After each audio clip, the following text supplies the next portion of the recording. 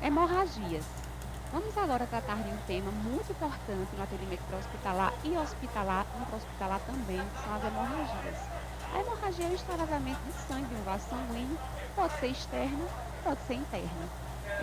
Se você me perguntar o que é que mais mata no trauma, eu vou te responder que são as hemorragias, porque as hemorragias são capazes de produzir picos de choque, e esse choque pode causar a morte da nossa vítima. Então, por isso que a gente não deve perder tempo no local por acidente com a vítima, porque se ela estiver com hemorragia interna, ela só vai ter o tratamento definitivo no intra-hospitalar. Então, não adianta ficar, querer pegar 2 acessos venosos com gel por 14 em cada, eu sei que é protocolo, que vai haver reposição volêmica, porém, se for um acesso difícil, não vai ter tempo no intra-hospitalar para fazer esse acesso. Tem que ir mais rapidamente para o hospital e fazer os outros procedimentos, porque o choque, quando instalado, é de difícil reversão.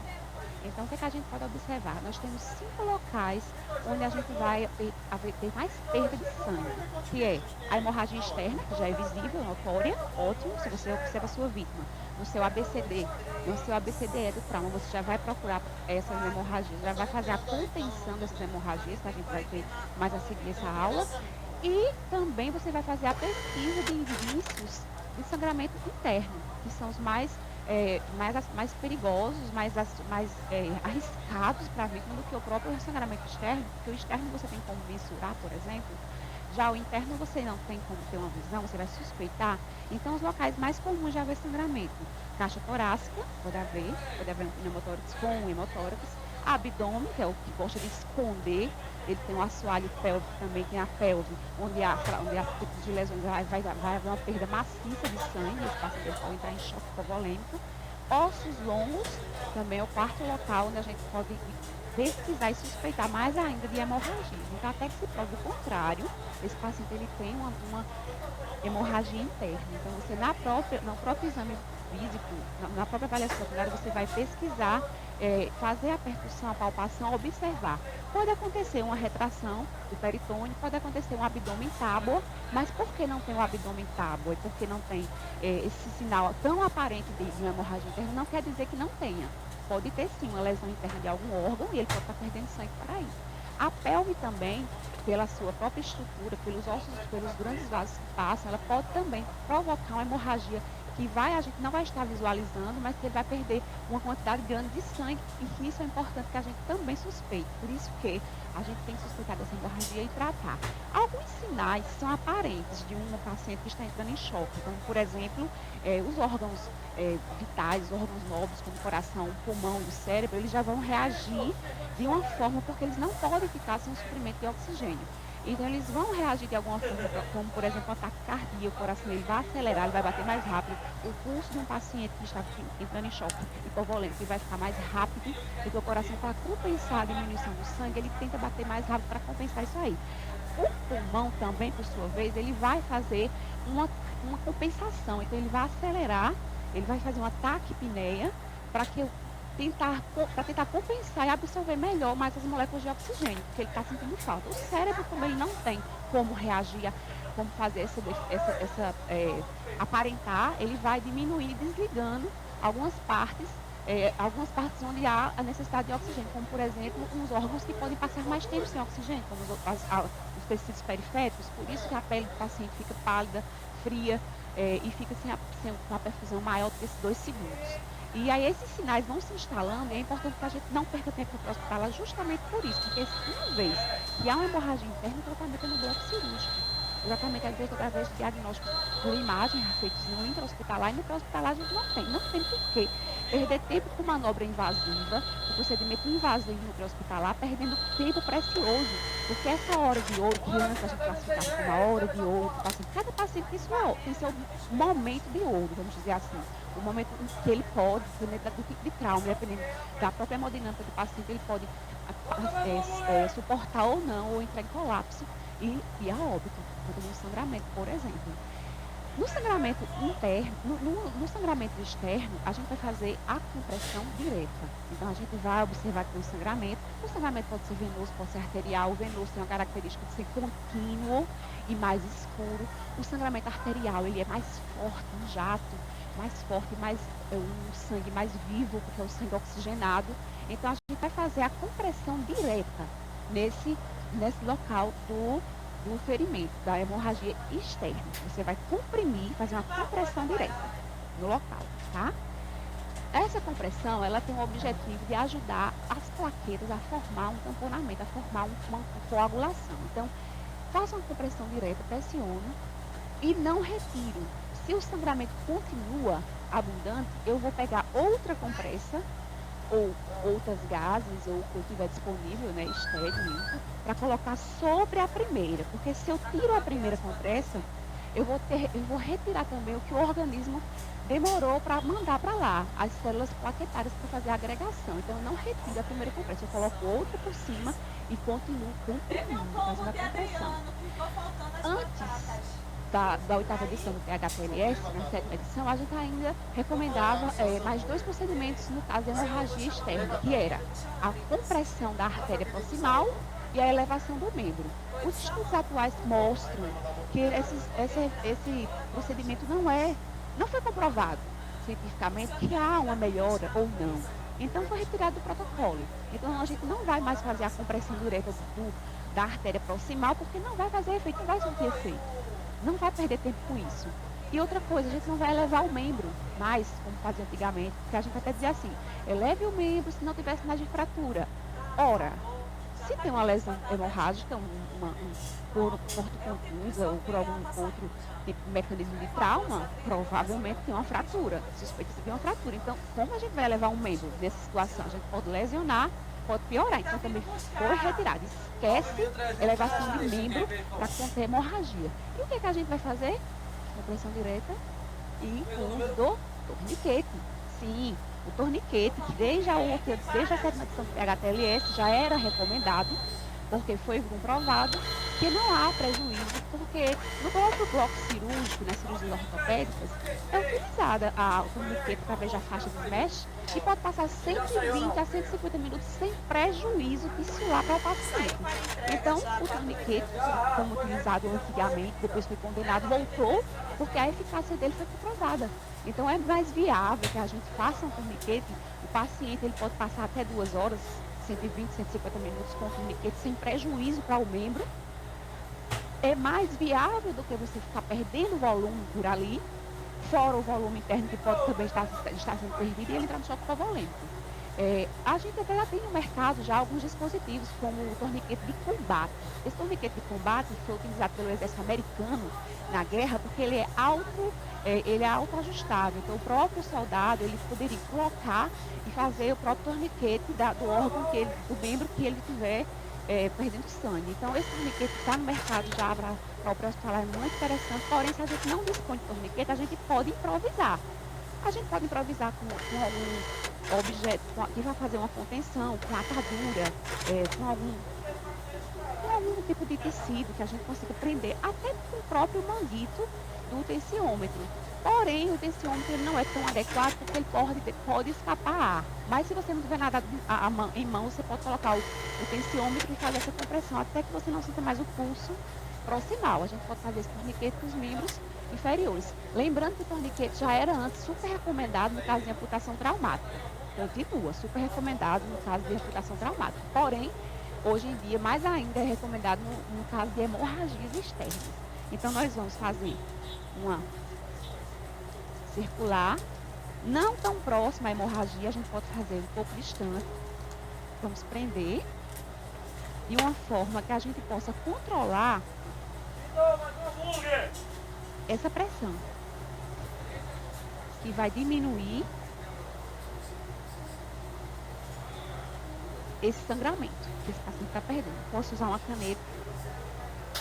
No caso do torniquete de combate, ele já vem com um cilindro que você gira, uma partezinha já de papel, onde você anota a hora importante, você registra a hora que você colocou o torniquete, para você ter um controle do tempo que aquele membro ficou sem receber o oxigênio, sem receber sangue. E você vai pressionar até o sangramento parar, até parar de fluir esse líquido. Ou você pode também checar o pulso periférico, proximal, e sentir se quando quando parou de pulsar, quando parou de mandar sangue para lá.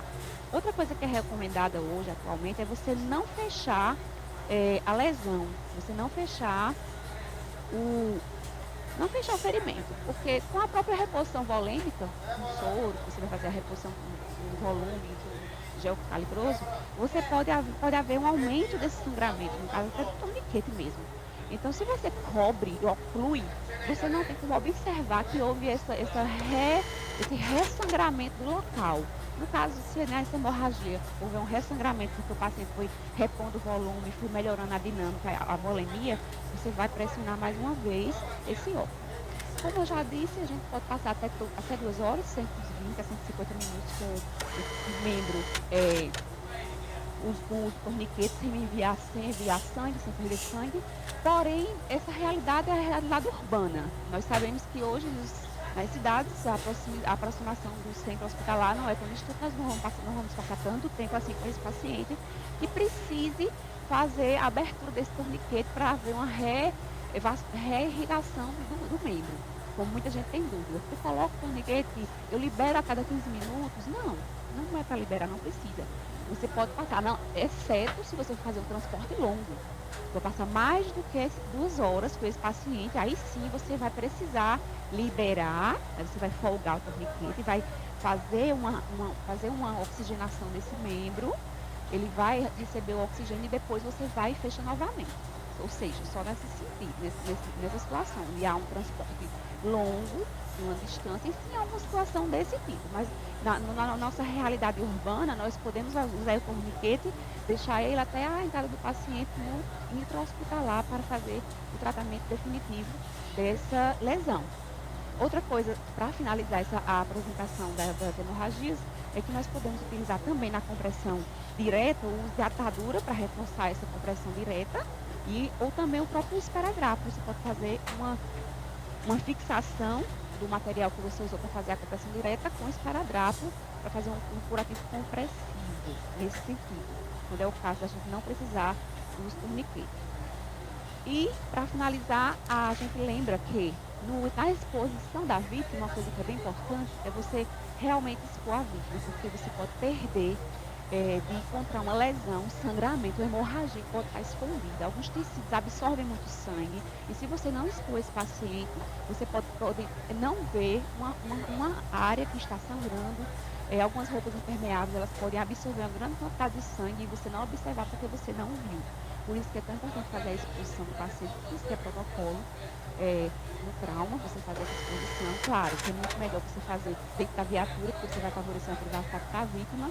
E se a gente for analisar, se a gente leva o material para fazer tudo no local da cena, a gente perde tempo, porque vai ter que ir na unidade, pegar o material, volta para o local, vai fazer o procedimento, fora a exposição da vítima em via pública, vem pessoal, filma, tira foto, você não vai poder fazer a exposição completa, não expor a vítima, e depois tem que recolher todo o material e voltar para a viatura. Então, é mais viável que você coloque a vítima dentro da viatura, porque a viatura é melhor, o ambiente é adequado, você tem oxigênio, tem aspirador, tem todo o material que você vai precisar, e tempo é ouro, a gente tem que correr de tempo, a gente não pode perder tempo no pré-hospitalar. A gente não acabou, não é para ficar pensando, não, vamos fazer todos os procedimentos invasivos aqui. Vamos ver se precisam fazer. Não, tem os procedimentos que tem que realmente ser feitos no APH, no pré-hospitalar, essenciais. Mas perder tempo com manobras avançadas, para chegar com o paciente tudo bonitinho, com 2 acessos calibrosos, um gel 14, manda a literatura dessa forma, e perder tempo no pré-hospitalar não é legal. A gente tem que agilizar, porque você não vai resolver uma hemorragia interna no pré-hospitalar. Só vai resolver essa hemorragia interna, abdominal, por exemplo, no bloco cirúrgico. Então, rapidinho, quanto menos tempo a gente gastar no pré-hospitalar, melhor para a vítima. Então, eu finalizo aqui a minha apresentação de hemorragia.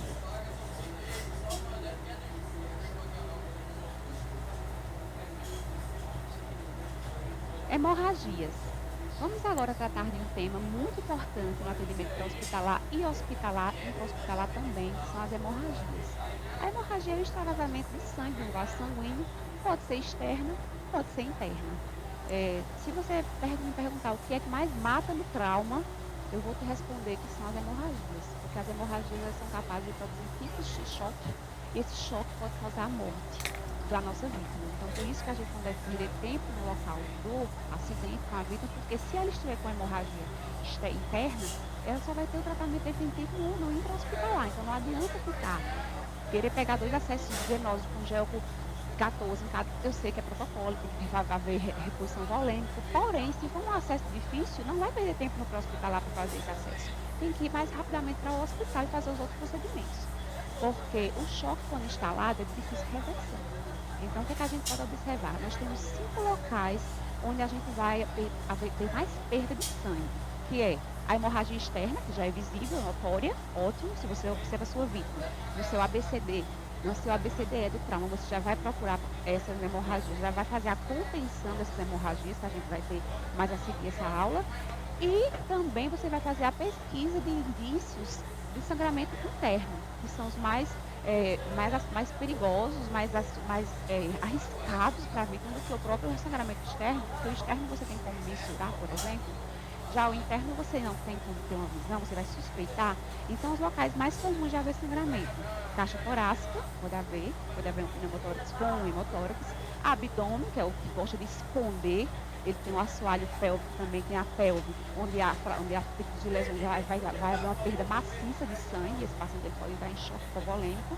Ossos longos, também é o quarto local onde a gente pode pesquisar e suspeitar mais ainda de hemorragias. Então, até que se prove o contrário, esse paciente ele tem uma hemorragia interna. Então, você no próprio exame físico, na própria avaliação secundária, você vai pesquisar, fazer a percussão, a palpação, observar. Pode acontecer uma retração do peritônio, pode acontecer um abdômen tábua, mas por que não tem o abdômen tábua? E por que não tem esse sinal tão aparente de uma hemorragia interna? Não quer dizer que não tenha. Pode ter sim uma lesão interna de algum órgão e ele pode estar perdendo sangue por aí. A pelve também, pela sua própria estrutura, pelos ossos, pelos grandes vasos que passam, ela pode também provocar uma hemorragia que a gente não vai estar visualizando, mas que ele vai perder uma quantidade grande de sangue. E isso é importante que a gente também suspeite. Por isso que a gente tem que suspeitar dessa hemorragia e tratar. Alguns sinais são aparentes de um paciente que está entrando em choque, como, por exemplo, os órgãos vitais, os órgãos nobres, como o coração, o pulmão, o cérebro, eles já vão reagir de uma forma, porque eles não podem ficar sem o suprimento de oxigênio. Então, eles vão reagir de alguma forma, como, por exemplo, a taquicardia, o coração ele vai acelerar, ele vai bater mais rápido. O pulso de um paciente que está entrando em choque hipovolêmico, ele vai ficar mais rápido, porque o coração, para compensar a diminuição do sangue, ele tenta bater mais rápido para compensar isso aí. O pulmão também, por sua vez, ele vai fazer uma compensação. Então, ele vai acelerar, ele vai fazer uma taquipneia para tentar compensar e absorver melhor mais as moléculas de oxigênio, porque ele está sentindo falta. O cérebro, como ele não tem como reagir, como fazer aparentar, ele vai diminuindo, desligando algumas partes onde há a necessidade de oxigênio, como, por exemplo, os órgãos que podem passar mais tempo sem oxigênio, como os tecidos periféricos. Por isso que a pele do paciente fica pálida, fria, e fica sem uma perfusão maior do que esses 2 segundos. E aí esses sinais vão se instalando e é importante que a gente não perca tempo no hospital justamente por isso, porque uma vez que há uma hemorragia interna, o tratamento é no bloco cirúrgico. Exatamente, às vezes através de diagnósticos por imagem, feitos no intra-hospitalar, e no intra-hospitalar a gente não tem porquê perder tempo com manobra invasiva, o procedimento invasivo no intra-hospitalar, perdendo tempo precioso, porque essa hora de ouro, que antes a gente classificava como a hora de ouro do paciente, cada paciente tem seu momento de ouro, vamos dizer assim, o momento em que ele pode, dependendo do tipo de trauma, dependendo da própria hemodinâmica do paciente, ele pode suportar ou não, ou entrar em colapso e ir a óbito, no sangramento, por exemplo. No sangramento interno, no sangramento externo, a gente vai fazer a compressão direta. Então, a gente vai observar que o sangramento pode ser venoso, pode ser arterial. O venoso tem uma característica de ser contínuo e mais escuro. O sangramento arterial, ele é mais forte, um jato, mais forte, um sangue mais vivo, porque é o sangue oxigenado. Então, a gente vai fazer a compressão direta nesse local do ferimento, da hemorragia externa. Você vai comprimir, fazer uma compressão direta no local, tá? Essa compressão, ela tem o objetivo de ajudar as plaquetas a formar um tamponamento, a formar uma coagulação. Então, faça uma compressão direta, pressione e não retire. Se o sangramento continua abundante, eu vou pegar outra compressa ou outras gases, ou o que eu tiver disponível, né, estéril, para colocar sobre a primeira. Porque se eu tiro a primeira compressa, eu vou retirar também o que o organismo demorou para mandar para lá as células plaquetárias para fazer a agregação. Então, eu não retiro a primeira compressão, eu coloco outra por cima e continuo comprimindo, fazendo a compressão. Antes da oitava edição do PHTLS, na sétima edição, a gente ainda recomendava mais dois procedimentos no caso de hemorragia externa, que era a compressão da artéria proximal e a elevação do membro. Os estudos atuais mostram que esse procedimento não foi comprovado cientificamente que há uma melhora ou não. Então, foi retirado do protocolo. Então, a gente não vai mais fazer a compressão direta da artéria proximal, porque não vai fazer efeito, não vai surtir efeito. Não vai perder tempo com isso. E outra coisa, a gente não vai elevar o membro mais, como fazia antigamente, porque a gente até dizia assim, eleve o membro se não tiver sinais de fratura. Ora, se tem uma lesão hemorrágica, por porto confusa ou por algum outro tipo de mecanismo de trauma, provavelmente tem uma fratura, suspeita-se de uma fratura. Então, como a gente vai elevar um membro nessa situação? A gente pode lesionar, pode piorar. Então, também foi retirado. Esquece elevação de membro para conter hemorragia. E o que, que a gente vai fazer? Compressão direta e o uso do torniquete. Sim, o torniquete, que desde a sétima edição do PHTLS já era recomendado, porque foi comprovado que não há prejuízo, porque no próprio bloco cirúrgico, nas cirurgias ortopédicas, é utilizada o torniquete através da faixa de mesh, que pode passar 120 a 150 minutos sem prejuízo tissular para o paciente. Então, o torniquete, como utilizado antigamente, depois foi condenado, voltou, porque a eficácia dele foi comprovada. Então, é mais viável que a gente faça um torniquete, o paciente ele pode passar até 2 horas, 120, 150 minutos com o torniquete, sem prejuízo para o membro. É mais viável do que você ficar perdendo volume por ali, fora o volume interno que pode também estar sendo perdido e ele entrar no choque hipovolêmico. A gente até já tem no mercado já alguns dispositivos, como o torniquete de combate. Esse torniquete de combate foi utilizado pelo exército americano na guerra porque ele é autoajustável. Então, o próprio soldado ele poderia colocar e fazer o próprio torniquete do órgão do membro que ele tiver perdendo sangue. Então, esse torniquete está no mercado já para próprio hospital, é muito interessante. Porém, se a gente não dispõe de torniquete, a gente pode improvisar. A gente pode improvisar com algum objeto, que vão fazer uma contenção, com atadura, com algum tipo de tecido que a gente consiga prender, até com o próprio manguito do tensiômetro. Porém, o tensiômetro ele não é tão adequado porque ele pode escapar ar. Mas se você não tiver nada em mão, você pode colocar o tensiômetro e fazer essa compressão até que você não sinta mais o pulso proximal. A gente pode fazer esse torniquete dos membros inferiores. Lembrando que o torniquete já era antes super recomendado no caso de amputação traumática. Continua super recomendado no caso de amputação traumática. Porém, hoje em dia, mais ainda é recomendado no caso de hemorragias externas. Então, nós vamos fazer uma circular, não tão próxima à hemorragia, a gente pode fazer um pouco distante. Vamos prender de uma forma que a gente possa controlar essa pressão, que vai diminuir esse sangramento que esse paciente está perdendo. Posso usar uma caneta. No caso do torniquete de combate, ele já vem com um cilindro que você gira, uma partezinha já de papel, onde você anota a hora, é importante você registrar a hora que você colocou o torniquete, para você ter um controle do tempo que aquele membro ficou sem receber o oxigênio, ou sem receber sangue, e você vai pressionar até o sangramento parar, até parar de fluir esse líquido. Ou você pode também checar o pulso periférico, proximal, e sentir se quando parou de pulsar, quando parou de mandar sangue para lá. Outra coisa que é recomendada hoje, atualmente, é você não fechar a lesão, você não fechar o ferimento, porque com a própria reposição volêmica, com soro, você vai fazer a reposição com volume, com gel calibroso, você pode haver um aumento desse sangramento, no caso até do torniquete mesmo. Então, se você cobre e oclui, você não tem como observar que houve esse ressangramento do local. No caso, se nessa hemorragia houver um ressangramento, porque o paciente foi repondo o volume, foi melhorando a dinâmica, a volemia, você vai pressionar mais uma vez esse óculos. Como eu já disse, a gente pode passar até 2 horas, 120 a 150 minutos com o membro, com os torniquetes, sem enviar sangue, sem perder sangue.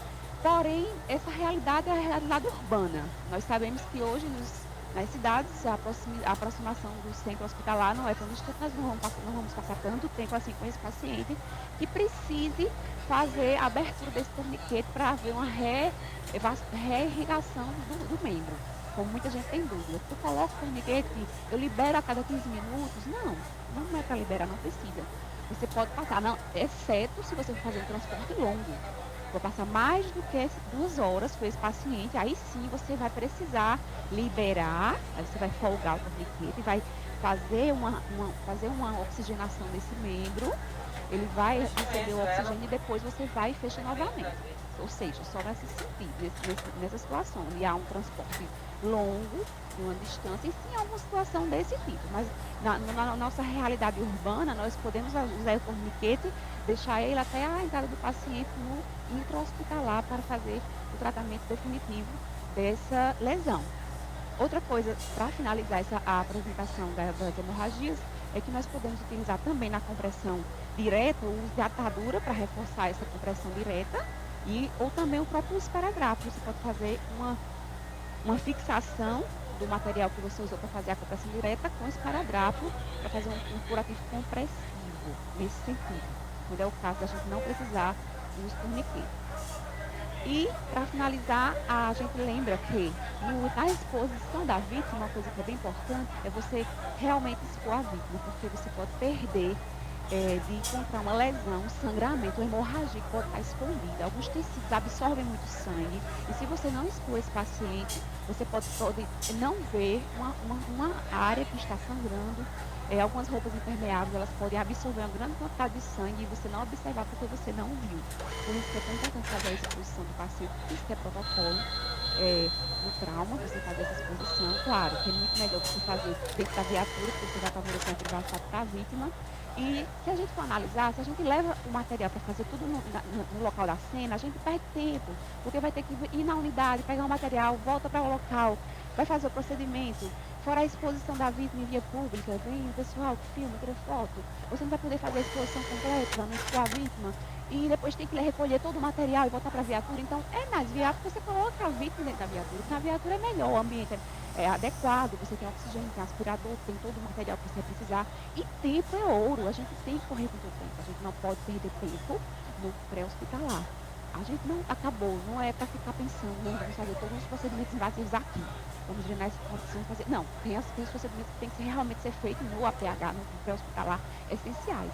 Mas perder tempo com manobras avançadas, para chegar com o paciente tudo bonitinho, com 2 acessos calibrosos, um GEL 14, que manda a literatura dessa forma, e perder tempo no pré-hospitalar não é legal. A gente tem que agilizar, porque você não vai resolver uma hemorragia interna no pré-hospitalar.